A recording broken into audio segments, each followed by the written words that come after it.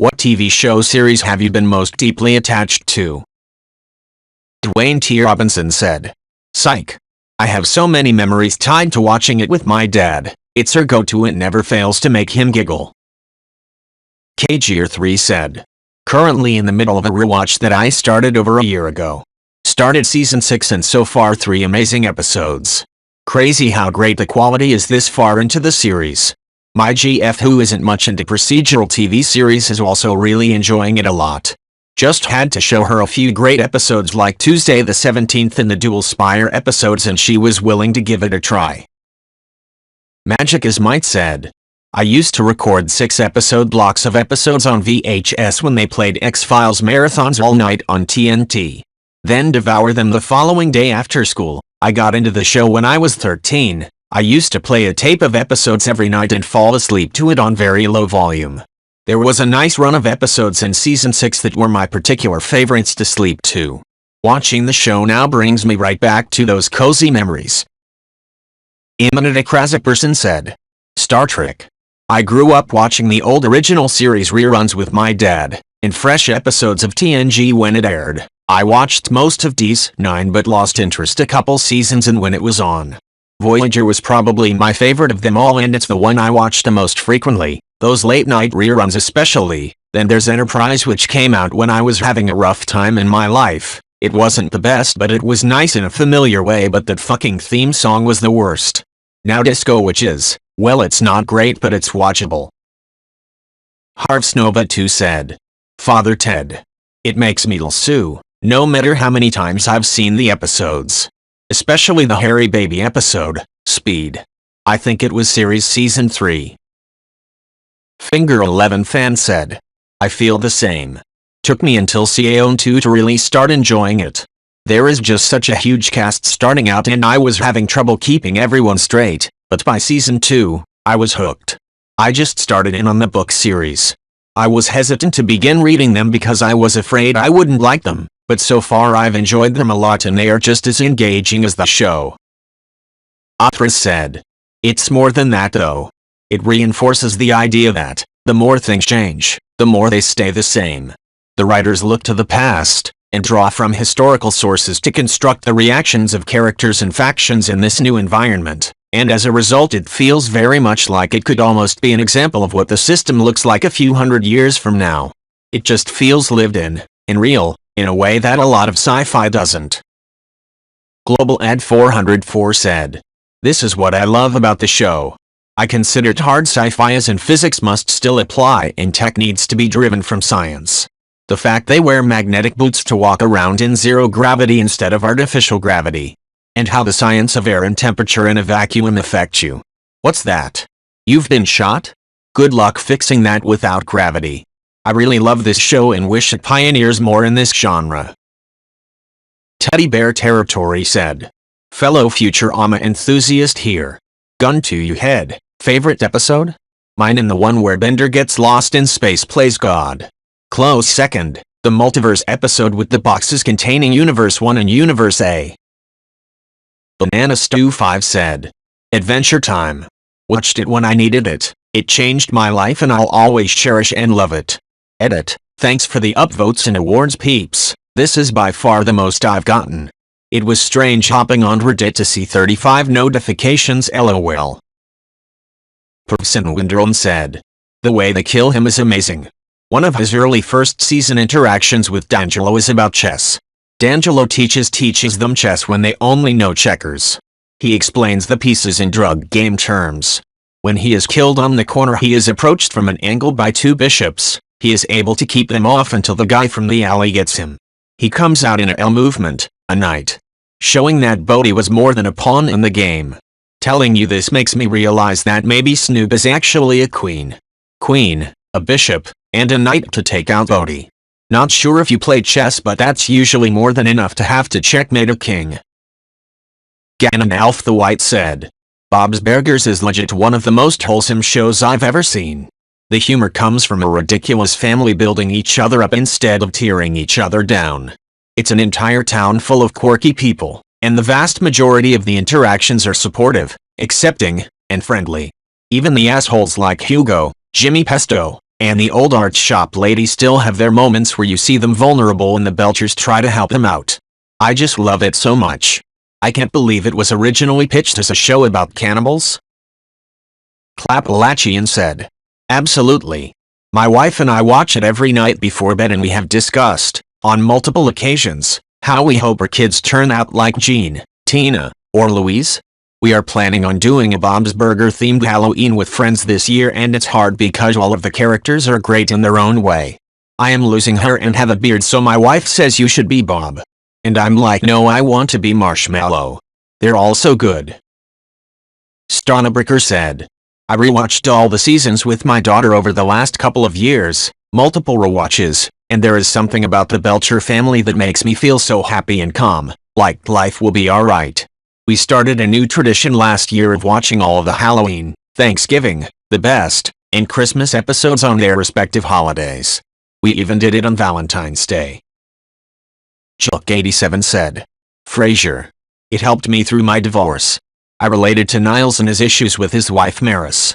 I related to Frasier and his dating struggles. It's a warm, clever, and supremely written show. Sherry Niles?" Fries Without Potatoes said, "It never gets old, dude. I remembered watching it as a child, and I watched it again few months ago as an adult.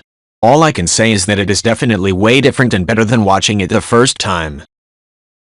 Rusty Grape said, "My freaking gosh, that gave me goosebumps more than anything else the whole show.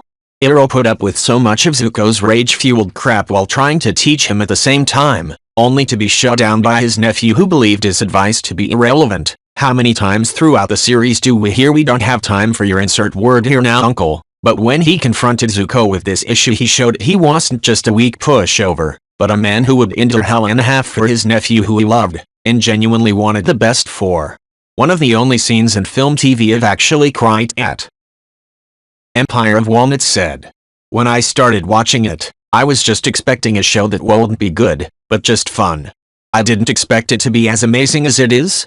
Not only is it entertaining and funny, but super well written and acted. The way the characters interact with each other is really realistic, so it's easy to get attached to them." Depressiblendeguy said, "Scrubs and How I Met Your Mother. I love both these shows. Him has been on Netflix for years. I think I have gone through all 9 seasons at least 3 times a year since like 2016 or something.